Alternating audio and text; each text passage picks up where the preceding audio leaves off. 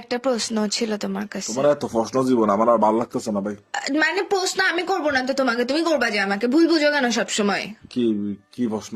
প্রশ্ন হচ্ছে তুমি আমাকে জিজ্ঞেস করবা যে তোমার মধ্যে কি ট্যালেন্ট আছে, এটা তুমি আমাকে জিজ্ঞেস করবা। কি কি করতেছো কেন? তুমি আমাকে জিজ্ঞেস করবা যে তোমার মধ্যে কি ট্যালেন্ট আছে, এটা জিজ্ঞেস করবা যে কি আছে?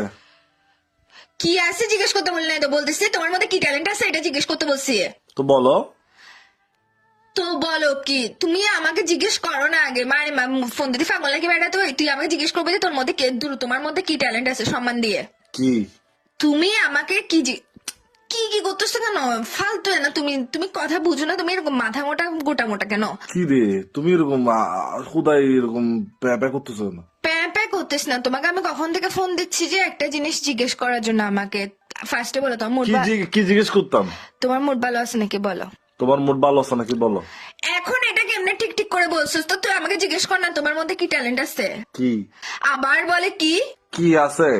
কি আছে না, তুমি জিজ্ঞেস করবে যে তোমার মধ্যে কি ট্যালেন্ট আছে, এটা আমাকে জিজ্ঞেস করবে, মানে আমার মধ্যে কি না, ট্যালেন্ট আমি- আছে।